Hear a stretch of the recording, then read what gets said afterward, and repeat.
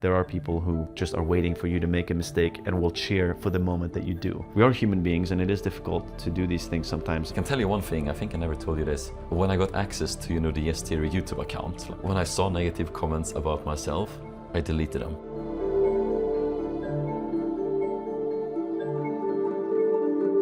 All right, ladies and gentlemen, welcome back to this new version of the Yes Theory podcast. My name is Thomas. I am Staffan. And today we are in a city called Macau. Not many people know about it, but it's one of the craziest cities on the planet. My friend described it as hell on earth. Okay, so you're starting this, you're going straight into it. We're not even gonna explain, no context, just hell on earth. Perfect. So now you know. Anyways, moving on. Welcome to today's podcast. Perfect. We are 5 seconds in and we're speaking about hell. This will be a lighthearted episode. Hopefully you are strapped up and ready. No, but it is a city that is it's a special. I don't know how to. There's an actual term for it. It's basically like a special administration district or something like that in China. You're often / always better than me when it comes to the special names and descriptions and things of it. I can let you know about some people we met yesterday. And well, first let's explain what the city is. Yeah, for sure. Okay, that's good. But I can let people know about that. But specialties about the city, I think you looked in more too. So. Well, basically, we are technically in China. Yeah. But it is a city that is almost like a country within China. So it's separate, sort of. It's like Hong Kong, because they were colonized for 400 years. A very long time by the Portuguese. And in 1999, they were handed back over to China. Yeah. People here speak Cantonese, so not Mandarin, like the majority of mainland China. And here, what makes this place so extravagant and crazy is that gambling is legal here, and it is completely illegal in China. And Chinese people freaking love gambling. So I've learned that on this trip. People have told me, and I've seen it, and it's quite intense to see how big it is here. For context, Las Vegas is probably the main place that people think is like the capital of gambling in the world. But this place makes Las Vegas look like a little something. speck. What is a speck, by the way? Speck is like a very small coin. No, a speck is I don't know how to translate that. We'll have to. A speck is it's just a way to say it's very small. Yeah. I think this podcast, we're gonna bring in some English words now and then. Some people will know the words and can maybe feel like, I know what a speck is. Yeah. And some people will be like, oh, I want to learn that. But yeah. For context, this city is makes Las Vegas look small. Yeah, it does. I believe that the most recent number that I heard is that the revenue here on a monthly basis is 10 times larger. Yeah. Gambling revenue than Las Vegas. I heard the same, yeah. And the weird thing about the city is also that it's completely centered around gambling. Las Vegas, you have entertainment. I hate Las Vegas. Yeah, I've never been, but yeah. It's just so fucking hot. You're in the desert. You can't even be outside. So you're always inside. And everywhere inside is a mall or a freaking casino, and they're blasting music. And Las Vegas is designed so that there are no windows, so you never know what time of the day it is. There are no clocks anywhere, so you never know what time of the day it is. Oh shit. Everything is open 24/7, so you can just live independent of whatever time it is outside. Your circadian rhythm just resets into some casino time. And it's sort of similar here. Yeah, it's very dystopian, and we filmed a hardcore episode here. I hope, well, I don't hope, I'll see what this podcast will be. We're starting on a very, hell on earth. We are in Macau, speaking about the downside of Las Vegas, gambling, but we are at a very intense place. We have to say that. But we came also with a mission, right? We came with a mission to seek connection, seek humanity, seek stories beyond the story that's often told about a place like this. And we found some of that. We did find some of that. We did for sure, yeah. And but we won't go into the stories of that in this episode. But we wanted to invite anyone who is listening and tuning into this podcast. Welcome, by the way, to everyone. Official welcome to to our harsh welcome. Sorry fifth. about that, guys. Yeah, the rest of the episode is not going to be this negative, but we just had to vent a little bit because we're in the middle of this now. We can just let everyone know that we arrived yesterday. We flipped a coin, and one of us got abandoned in Macau for 24 hours, and one of us lived in luxury for 24 hours in a way that is undescribable. Yeah. So well, that's luxury. It's not like we went excessive. You know, we didn't do that many crazy things, but definitely one side had comfort and one side had no comfort. Yeah. I think is maybe an easier way to describe it. Yeah. But we don't want to reveal for anyone who got what. Yeah. Based on our faces, who do we think did the abandoning and who do we think did the luxury? Yeah, and if you're listening to this podcast without watching, you can hear our voices. Who is the one who's struggling and walking around for quite a bit yesterday, and who was the one who was by a pool and having an amazing day. Yeah. You'll see in 2-3 weeks. Yeah, something like that. Yeah. Hopefully soon. We're recording this podcast more live, and the episodes that you're seeing on YouTube are always a couple of weeks ahead. And the Switzerland episode that we posted recently was a few months ago. We filmed that end of June. So sometimes we're delayed, sometimes we're actually posting as we go. And when this podcast episode goes live, we recorded it 3 days. Yeah, this is like 3 days ago. If you're seeing this is Thursday, exactly. October. Hello, future in 3 days. Hello. October 16th. Yeah. But just want to take a moment as well to thank everyone who is sending comments, both like on Instagram, on YouTube comment section.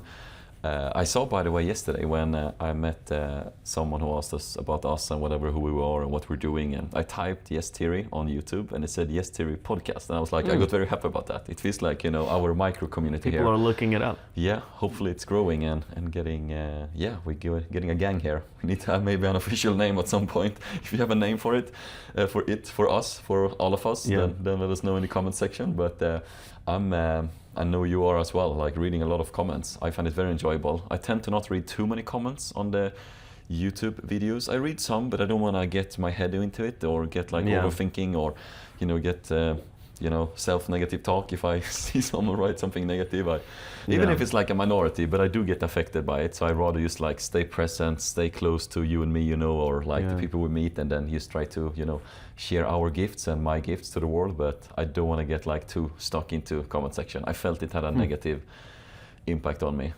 We haven't spoken too much about that. No, how do you handle negative comments? Because you were sort of thrown into this. Yeah.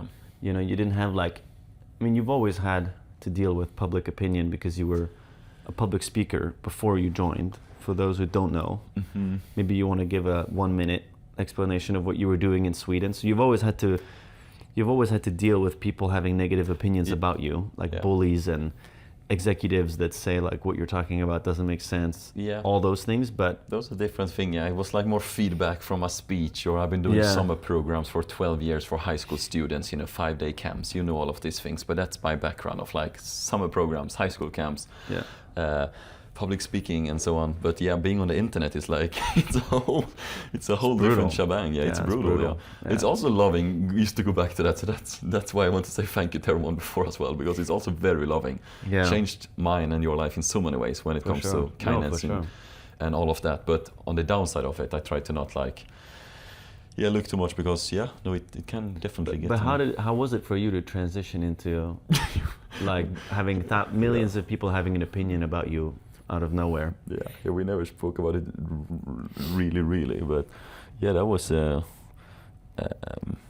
let me just take a deep breath, because there are a lot of like thoughts there, so, and I don't want to just answer, but okay, a memory that comes was the first video when we went official, that like we're doing all of this together and that I'm joining and all of this. Shit, I was nervous. Fuck me, excuse me for swearing, but wow, I was nervous, because I didn't know like how will people react to these things, and I meditated and I was trying to be in a good state and all of that, but I remember like, wow, this feels like nervous. And then I went into the comment section and I saw someone texted, okay, unsubscribe, thank you for these years, or something like that. And I'm like, wow. And I want to come back to, you know, the majority was positive, loving, kind. People met me with so much love, you know. I was crying my eyes out after that video out of happiness and gratitude, because people were so friendly. But I did read that comment, you know. And someone else wrote as well, you know, like, this dude can't speak English, I don't wanna watch this. But our videos is not about, you know, becoming perfect and great at English. Right. Hopefully we can inspire people that if you're not great at English, you can be like me. Or if you are, you know, native speaking, like, you know, I count you as now, or other people. There was a time you were not native, but there's something for everyone out there, right? Yeah. I don't know. Am I rambling now, or? No, you're making a great point. I think it's weird how, I think no matter how many thousands of positive comments you get, when you land on a nasty one, and especially when you see it's got a few upvotes, it like fucking stings. Yeah. Like it's.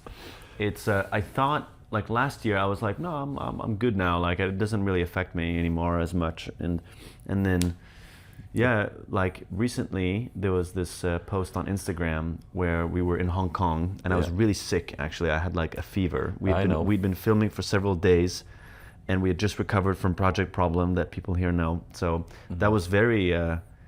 It's too bad we can never speak about it, because it was extremely stressful and very, very nerve-wracking in many ways. So I was stressed. Then we filmed, barely slept. I had a fever. We were walking home at 10:30 p.m. at night in Hong Kong. It was like this new city, and we were like, I was trying to find our hotel. It was so hot. I was very sweaty. And this guy who was doing traveling around the world with $0 came up to us, and he had a light on, and it was like I didn't realize he was live streaming, I guess. And he didn't see us, but I saw him, and so I made eye contact with him because I figured he might recognize us. So I wanted to give him a chance to like not miss walking past us. So I look at him, and then he sees us, and then we say hi, and he explains to us that he's doing this freaking traveling around the world with zero money. And I could tell that, I was like, oh man, like he's like winging this completely. Like I don't think he understands what he's gotten himself into, is what's going through my mind. And it's 10:30 p.m. He's on the party street in Hong Kong, and he has no place to stay. And I'm like processing everything that he's saying. And we give him a small piece of advice, but I end up getting his Instagram and texting him after. I run into him the next day, and I offer him to like help him out whatever way he can, getting him a plane ticket or whatever.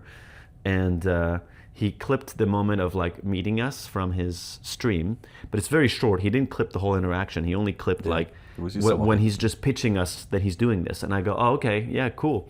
And then that's it, right? So it makes it seem like I'm a fucking dick. Like it makes it seem like I don't give a fuck about this guy. And many... Not true. That's what some people interpreted it. Yeah, like, yeah, some people in the interpret comments. It like that, but... So this guy got like 4 or 5 million views on Instagram, and so many other comments are literally saying, I hate this guy. Like this guy is fake, it's only for the cameras. And I'm like, what are you talking about? There's a camera in my face.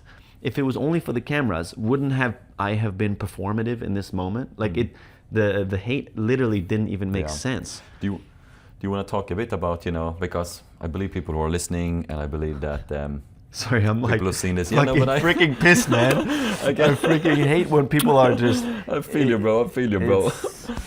Yeah. The weird thing about, sorry, yeah, go. Yeah, but if we go to it, like people know here. I know, people know. Like I was with you, next to you. I got like a little bit more in the shadow of the fire zone now, because I also got like shot on me in this comment section, but I think you were in the spotlight because you were mostly on the film, etc. Because I was more on the side. But how do you feel about something like that? Because you're a human being. We know that by these episodes, by our videos, that's what we try to express even more, right, in this podcast. Right. We're just two dudes trying to figure out life. Our dating life is chaotic. Our mission we are on, are we very aligned and connected to? But like we're just trying to figure out life and spread good and do good. But how do you feel about something like that? That's like many million views and quite some people that were not so friendly in the comment section, or they were like literally assholes. I have to say officially, like people were mean there. And I have like zero policy towards that. Yeah, it's. So how are you? It sucks. Yeah, it really sucks. I think it's a very strange assumption. I think you have to just be, if you become someone that is in the public light, let's say, you just have to accept at some point that people are going to just slander you. You know, people are just going to talk. They can just say whatever they want about you, and you are expected to just have to accept it. Yeah. You know, and I get it. You know, I think people see people like us and other, you know, people that get to live different lifestyles than the average person and think, well, you know, that's the price. And it is the price. But it still doesn't mean that the price doesn't sting, right? Yeah. And I think when you are human and you're doing your best, and you get a thing clipped out of context, and then people are literally saying, I hate this guy. That was like one of the top comments. It's like thousands of people liked that comment. Yeah. Thousands of people watched that video, went to the comment section, found the guy that said, I hate these guys, and liked it. You know, it's like, whoa, you know, it's a very strange feeling to realize that there are people that are cheering for your downfall who have never met you. It's a very strange feeling. And when we were starting and really got the beginning of the millions of people that came in, we were underdogs. So people were cheering for whatever we were doing. Everyone was like excited, right? And then you reach a point where something happens. At some point it switched, and people stopped seeing us like these guys that are just doing this channel to, oh, these guys are now like celebrities or whatever, fuck these guys. Like at some point. And majority of people are supportive, but there is a loud minority. There is not even a loud minority, because they're not even noticeable on. But I mean, in a moment like this, in our comments. But you just notice that there are people that are wishing and waiting for you to making a mistake. Yeah. And it's a very strange thing, and it's made me very actually resistant to cancel culture in general. And when I see people attacking a celebrity, or I see a clip of a celebrity doing something that makes them look bad, right? I'm like, okay, that definitely like is not great, but what do I freaking know about what this person is going through, right? Like, what do I know about what's happening, you Context, know? And like I have, and I know that you have too, I help people constantly off camera that need help on the street, and like I don't freaking film myself doing it, you know, like I go out of my way to just people in need, and like even if I'm stressed or in the middle of things. So this guy just, it was there, we did it, I ran into him after, we talked more about it, and we still talk very often, like every couple of days he'll ask me for advice and I'll give him advice, because I have experience doing this shit. He was a great dude. We had a great chat with him. We did, and he's a young dude who had never left the US before, and he decided to leave and go do a like around the world with no money. So I could tell, like, oh, like a part of me was like, maybe he shouldn't, you know, like maybe like tone it down a little bit and start there and then scale up, you know.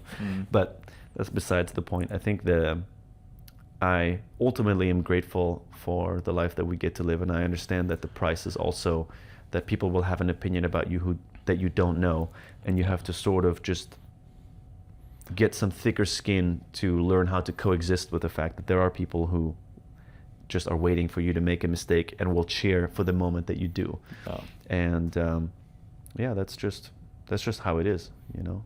But I mean, how do you feel? Because I feel like I did have a gradual ability to make my way into it, right? Like I sort of knew, I felt it coming, right? Like once in a while, even when we were starting, there'd be some people that would hate on us, right? Even very early on.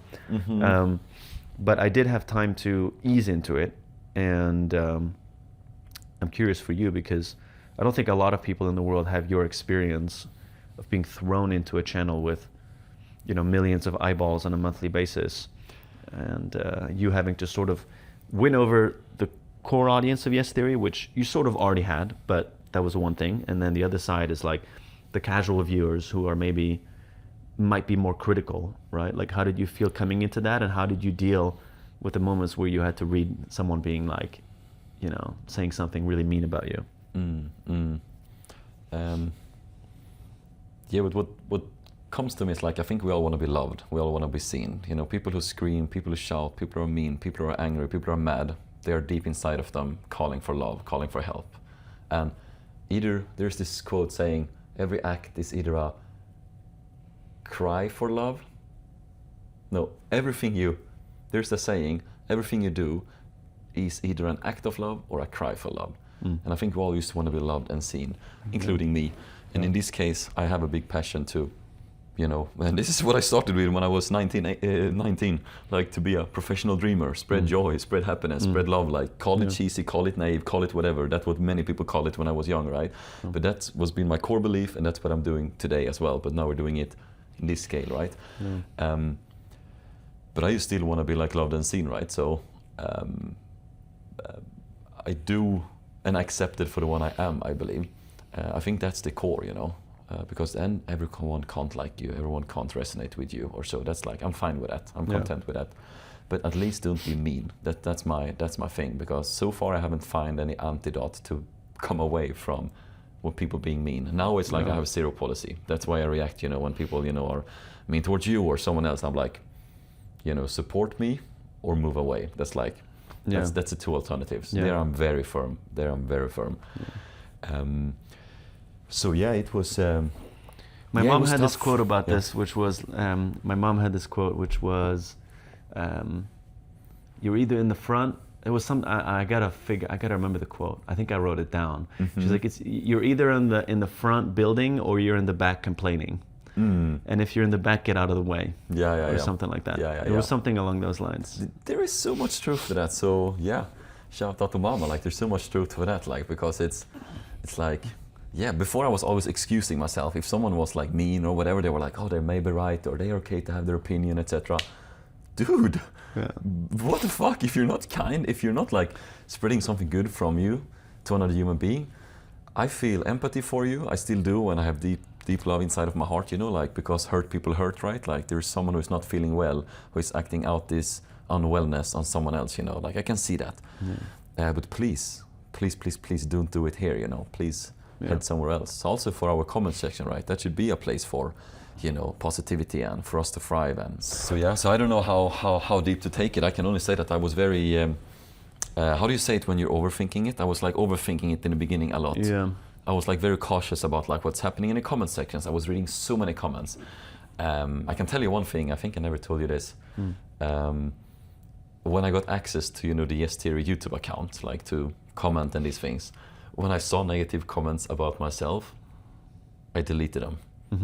I started to like observe and see like when do they come up, and I was like deleting them because I was like so afraid that it was like, is that gonna grow? Is this negativity gonna be like bigger, etc.? I was so scared.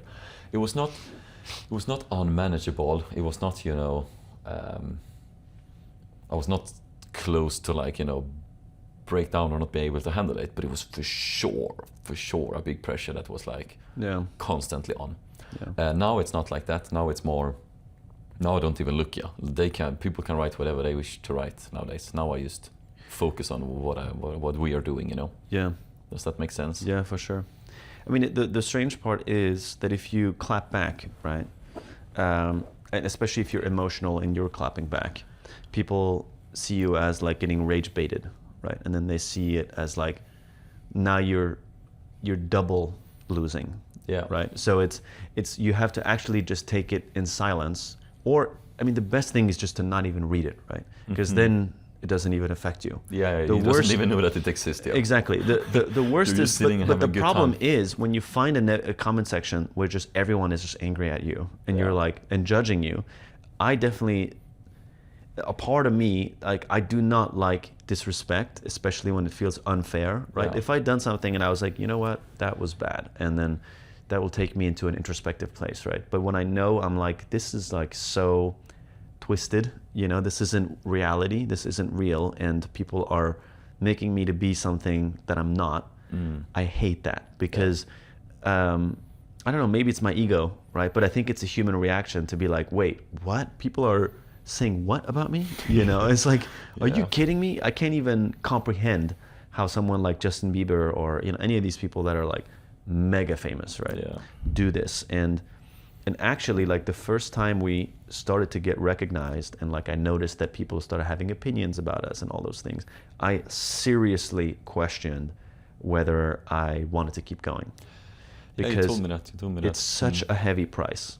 People don't realize, because I mean, I do feel very privileged that 99.9% of our interactions, even on, I mean, I've had very few bad interactions, are so freaking positive. And I know that the people watching this podcast are all 100% awesome. So I have comfort in this community here because I know here we feel safe. That you're the ones that we meet relax. on the street. You're the ones that we interact with in DMs. You're the ones that are posting the positive like comments publicly. And I know that, you know, so the people here I have so much love for because I feel safe with. It's the Wild West outside of this world here that I'm afraid of because it can make me be something that I'm not, right? And I think when you see people that are judging you, it also made me negative for a moment. I started to think, man, screw everyone. Like, why am I even doing this? You know, and the problem is it makes you turn on those who are even good, right? It makes you bitter, not better. No, but it makes you bitter. Like What was that? It's good one. You like said it in such a sassy way. You said that one before. I said that one before. Yeah. Do you become bitter or better? Like that's what's like I've been thinking about, you know, coming back to quotes when someone is like throwing this on you, like what happens to you when this comes to you, right? Because you're saying that you became more, you know. Yeah. It could have happened in moments like that. It's hard. You have to fight. It's like darkness is contagious, right? Even more than positivity. For sure. Like hope is like this very hope is like this very, how do I put this? Hope is like this very fragile candle, right? That's just glowing and there's like wind at any moment that could blow it out. Yeah. But negativity is like a disease. It just grows so fast. Yeah, it's like a like freaking epidemic, right? Like it can catch you so quickly. I've been caught on social media having a good day, watching something, reading something, and then being freaking angry, right? Like it's so quick. But becoming hopeful and remaining that for the rest of the day is so difficult and takes effort, and you have to like stay in that state, right? Yeah. Sorry, were you done there? Yeah. I'm getting excited what you're saying here now because that makes me think about when we're out filming, we often, you know, get ourselves in a special state, you know. Yeah. We tell our closest people on the team, you know, that we're filming now, we're entering this space, you know. I tell my family members, you know, that, you know, like we're out filming or like, it's like you... It takes a certain level of focus. Focus, presence, open the fields and the doors and the gates for magic. What if we would be living even more like that? And also people who are listening right now to this podcast, like imagine inviting that space even more into like our daily basis of not being stuck with this negativity. Like for me, for example, avoiding checking the YouTube comment section, not on the podcast. I will be reading what you're texting here, but not on the bigger videos, you know, like. So what more could we do actually on a daily basis that we can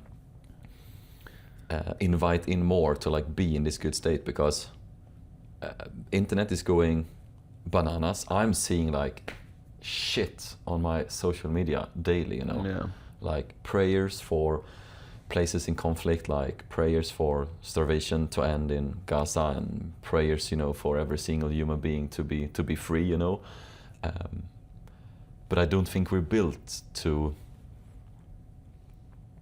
on a daily basis, see too many things, you know, like every hour or so, because I'm on my phone a lot, unfortunately. I'm working on getting rid of that addiction. I know you have your problems as well, but I'll let you speak about yours. But you have seen me chew a plastic bottle when we went to Sao Tome, me trying to cope without being on my phone. Yeah. Anyhow, if you have seen that episode, you know. If not, anyhow. Yeah, I mean, I think usually the phone is definitely a source of anxiety and stress more than a source of joy. And I think, you know, I think I read somewhere that the best way to recover from like a negative comment section or whatever is just to not, like, just stop reading it. Like, just stop reading it. Like, you don't need to see the hate comment and then all the replies of people being like, that's true, actually, I hate those guys, me too. Like, you know, and it's like, what? Where did this guy come from? You know, like, where is all this, like, where are these people? Like, are they watching our videos and then deciding to still be angry? Like, what is happening? Like, out of all the channels to be angry at. I'm just confused by those who choose ours. But I think at some point, you reach a point where it happens, and I think the best way to recover from it is just to disconnect from the internet for a little bit. In general, I think is a good thing. Yeah. I think for people that are not concerned with their comment section or whatever, but are overwhelmed by the internet, like it's so much of it is just about turning that off, right? Yeah. I read somewhere that we were actually researching the Sao Tome episode, which is that the internet used to be the escape for the real world. Now the real world is the escape for the internet. Ah, interesting perspective. So when we were kids, right, we'd go on YouTube to escape school and like all these things, right? And you'd go on YouTube and it was fun. Yeah. It was only fun. It was like people uploading videos from around the world. And then now we're like, I got to get off my freaking phone and I got to go outside. Like something switched. You should tell everyone about what you told me about like watching a movie nowadays. Yeah, it's like your dopamine receptors are so fried that watching a movie feels like a dopamine detox. That's it's terrible. When you told me that the other day, like that's relatable. I was like, oh, I watched a movie. Like, what are we turning into? I think it's overstimulation, over dopamine. Like I think and it's impossible to escape. And when you're in a city like Macau, where everything is enabling you to find the dopamine rush around every corner. Yeah, it's like I have to say, not everything, because that's been our mission and quest, right? Which you're going to see in the video. Not everything. You got to get out of this area. Yeah. But everything here in the sense. Everything in this specific casino area. But then you got to leave it. That's why I spend most of my time not here. I was like, let's leave this area. Yeah. It's terrible. People must be curious, or I hope people are curious of who got abandoned in. I'd be so curious if people can guess. Yeah. Based on what we've said. Yeah. Oh my God. Let's read. I'm very curious. Okay. I'm very curious to see. I don't know if people will guess right. I think it's hard to guess based on how we were talking before. But I also want to say, because we've mentioned negative things, I don't want this to be a place. I hope it doesn't feel like we're complaining. Just venting a little bit and expressing that we are human beings, and it is difficult to do these things sometimes, even if it's also an amazing privilege and joy to get to travel the world and meet people and create for a living and employ people and get to work with them, and not only employ people but just work with amazing humans. Yeah, right? An amazing but just team. To have I always am very grateful to have 14 artists, that are working together to co-create. Like I see it as like there's a big painting, right? Mm-hmm. And all the people on the S Theory team are all kind of painting in their corner, and what people see is the collection of all of our collective artistic minds, right? Beautiful. And the fact that YouTube has enabled that for people to do on a modern basis is actually incredible. And if the price for that is to once in a while have some people comment really bad things about you, and that you can actually choose to avoid reading them and instead focus on the positive ones, then it's probably okay, right? I think it's a great conclusion to this, right? And hopefully for people to have as a takeaway, to filter out the noise, to be in whatever presence you wish to be in. Yeah. And two more things to add, if I remember them. One thing is, I saw this speech one time, winning speech from someone who was like, there's a lot of people who wanted to see me fail. Oh, he said like this, there's a lot of people who've been waiting for me to fail. I have one clear message to you. You have to keep on waiting, and then he raises the trophy. I always think about that dude, about that. And then I like that. That's good. And then the second thing, so keep on waiting, keep on waiting. That's one message. Another message is this is something you told me, but you have to be your own judge.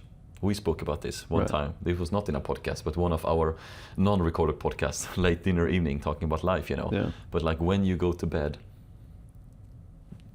that's the judge that speaks to you, right? For sure. When you put your head to the pillow. Definitely. What does that judge say? Have you been a good person? Like the people I met today, I met a beautiful soul earlier today from Nepal when I was running around this mall here, being very lost.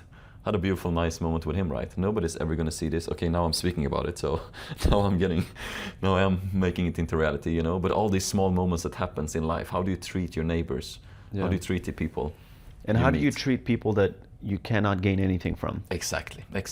Right, because if you gain something from them, it can still feel transactional, right?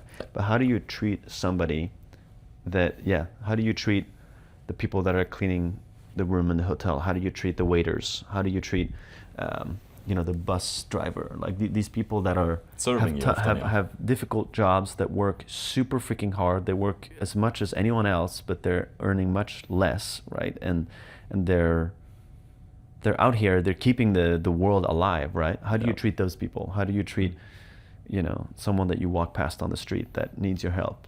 Do you stop and help them? Yeah. I think that's a good barometer. I think it is a very good barometer.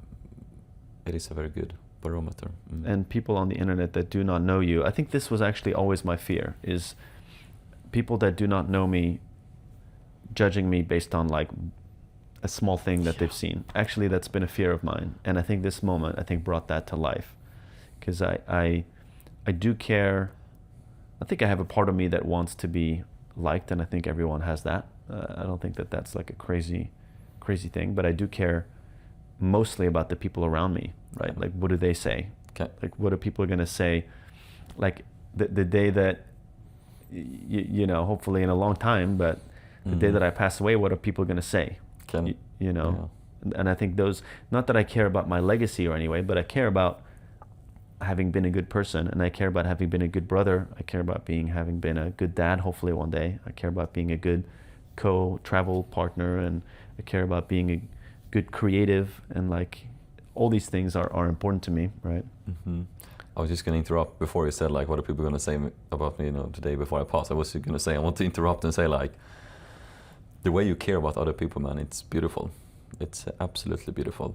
Just want to take a moment for that, like how you show up for strangers we meet who don't know anything about us, just how we interact with other people, like how you talk to people, how you care about people, how you, it's very, very, very, very beautiful. Same here, man. Mirrors back straight to you.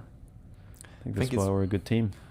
That's why we are a good team, and I think it's a very shared passion, right? It's a very shared interest for humans, right? Right. For people. Yeah. We have a very strong curiosity, and I understand sometimes when people meet us and say like, "Oh, you for real? You actually care for real?" And we're like, "Yeah, of course. This is us." But I understand, because I also had that, when you see someone on the internet or so. But this is a shared interest that you and me have. We have a very big interest for humans and for people, and you and me can. I don't know if I have any example that pops up now, but we can like stay extra at restaurants, or now when we're in Marina Island, right? We stay extra at restaurants to speak with people, or like at a Korean restaurant with a woman who run that restaurant. Like we start to talk to her and talk about her life, or how long has she been running this place, and like we just have nice conversations with people, and I believe that people in this community who are listening now, many people recognize themselves as well, maybe, who are people who are seeking connection, or maybe people who are listening now, or some who want to do it even more as well. So the thing is, like, you realize everyone is going through something. Yeah. Right?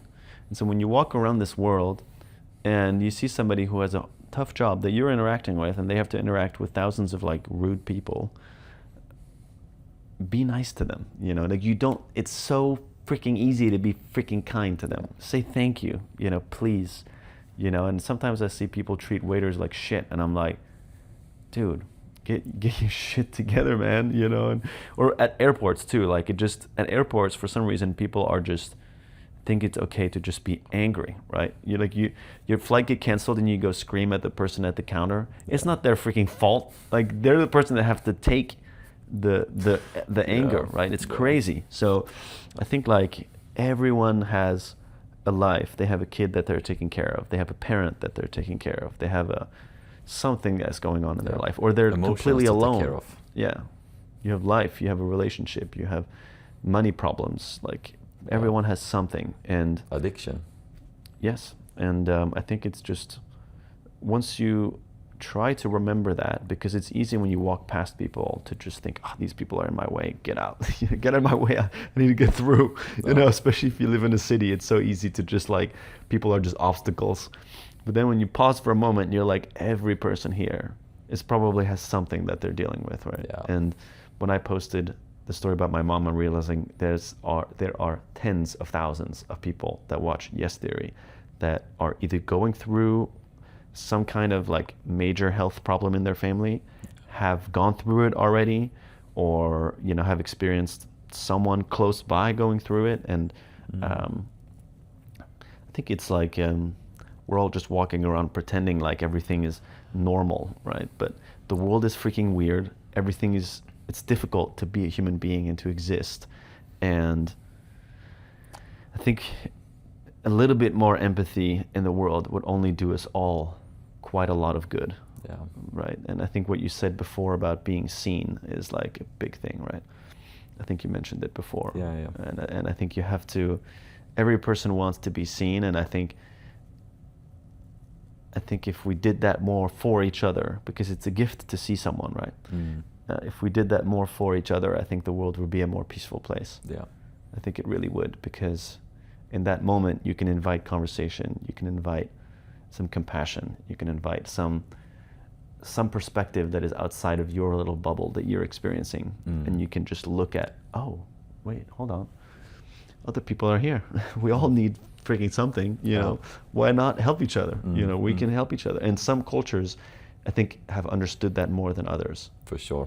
Right. For example, Southeast Asia, where we are right now. Yeah, very beautiful. I would say culture top of the top when it comes to people making other people feel seen. Yeah. Many other beautiful parts of the world, and I think it exists all parts of the world. But right now we're here, and I just want to do a genuine comment on that, because that's what I felt. For sure. Since my first ever trip outside of Europe, when I went to Thailand, I felt like, wow, these people are generous. And shout out to, I'm doing shout out there, but shout out to Philippines as well. Had an encounter yesterday, which you will see in this video. But also to Brunei, man. Yeah, to Brunei. Wow. That's the latest video. Yeah. What a story, man. Super well done to pull that off without me.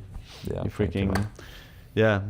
The people of the love was shining in that story for sure. Yeah, I'll easily start to cry if I start to talk about it. I can almost feel it. I was.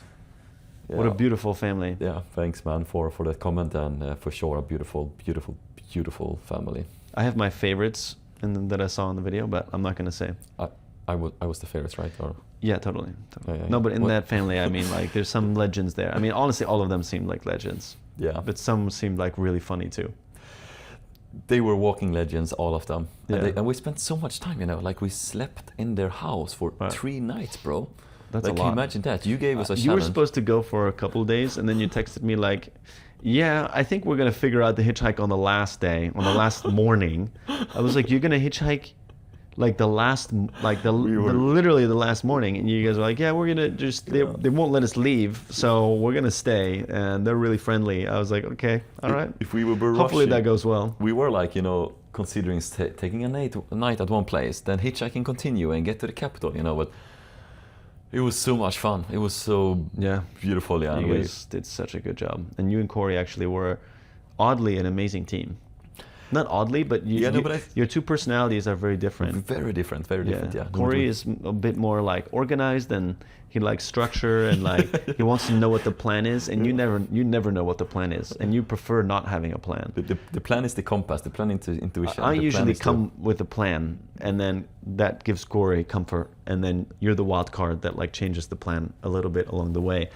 I'm not like super rigid. I can navigate with both. I'm okay like having a plan, and I'm okay not having a plan. But Corey likes to know, what are we filming? Where are we going? Like, what is this part in the story? Like, do I need to fly the drone, or like what's happening? And I was worried about you two going, but I'm really happy that you guys embraced the fact that this was a challenge you were doing together.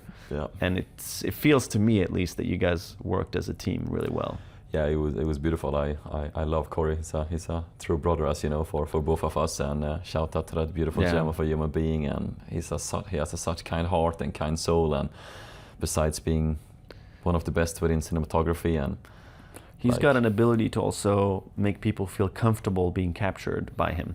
Yeah. Because he's got a pretty big, it's called a red camera, and it's a pretty big camera. It's like a cinema camera, right?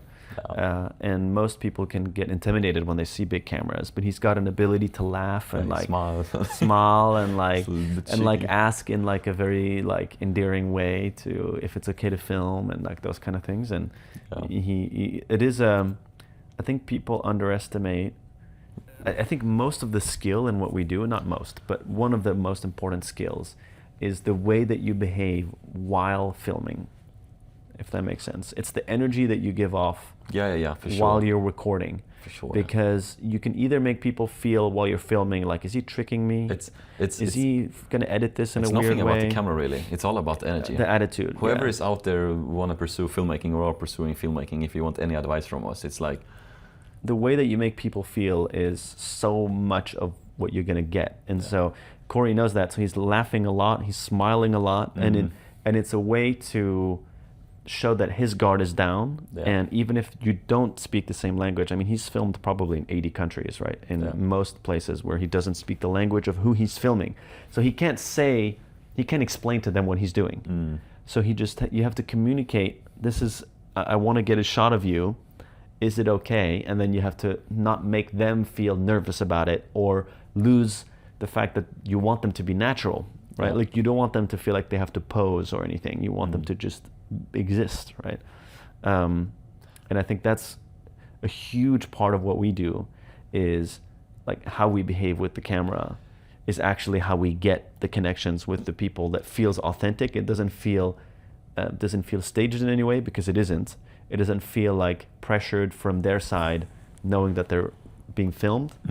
Like what we try to do is make sure that they don't even think about the fact that we're like the camera. Like forget about the camera. I often forget the camera. And that's the best times. I forget sometimes that I'm holding the camera when I'm filming. And we try to tell people as late as possible what we're filming for.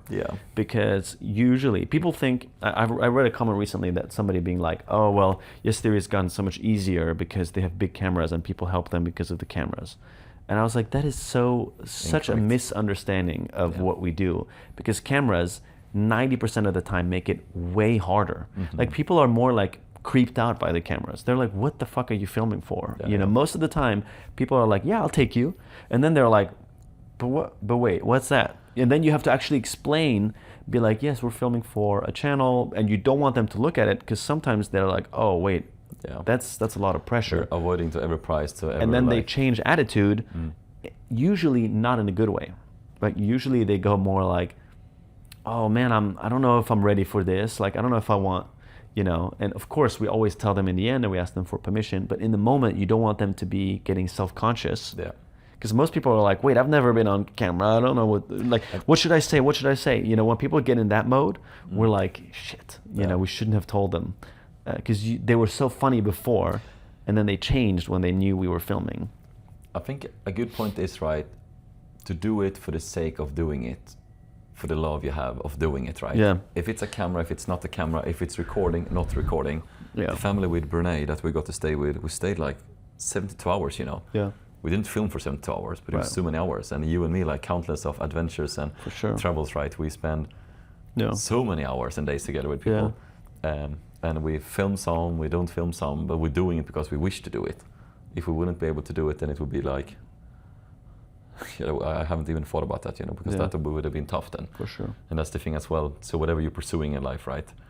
Coming back to what we spoke about earlier, take away the noise, the negativity, stay with the positive people, do what you enjoy and love doing, because that will translate. I believe there will be always some people who won't understand you on the path you're walking, but you have to be your own judge in the end of the day, and then attract the people that connect to your mission.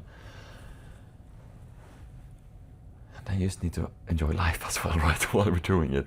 There was a Filipino guy who told me yesterday, I wrote it down when he said it, he was like, okay, I'm actually going to quote him by words. He said, if we don't enjoy, what is it all worth? We need to enjoy life. Right. It was just so simple and so beautiful. Like I was like, I'm gonna write this down. It was something that, it hit a chord within me. It's simple, but it's easy to forget. And usually the simplest lessons are the best, but the hardest to apply.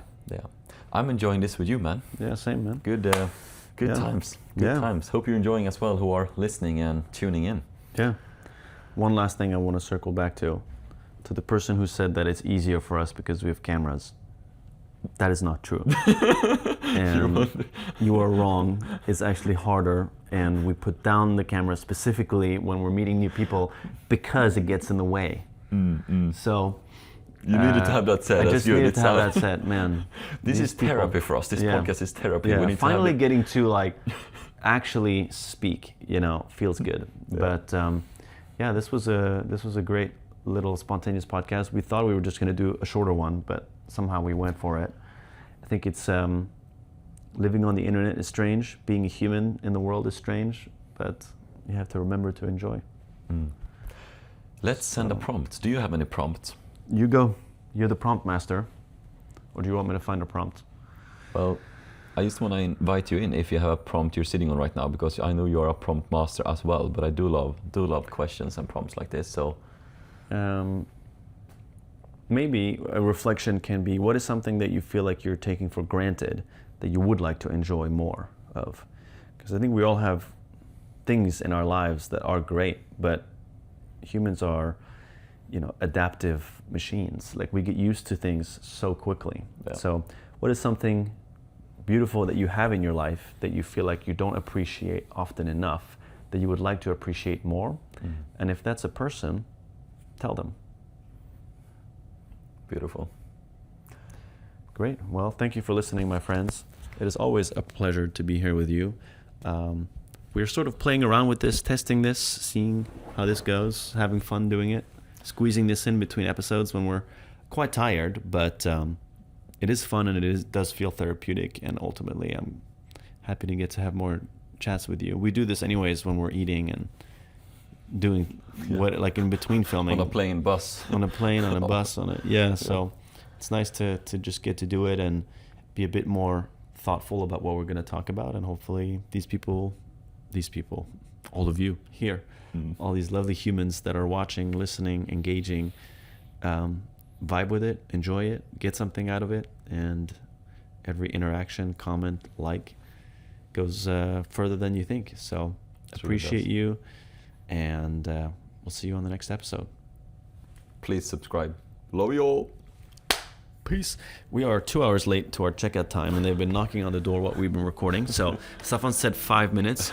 The room is not even close to packed. So yeah, let's clean this up. Yes, let's.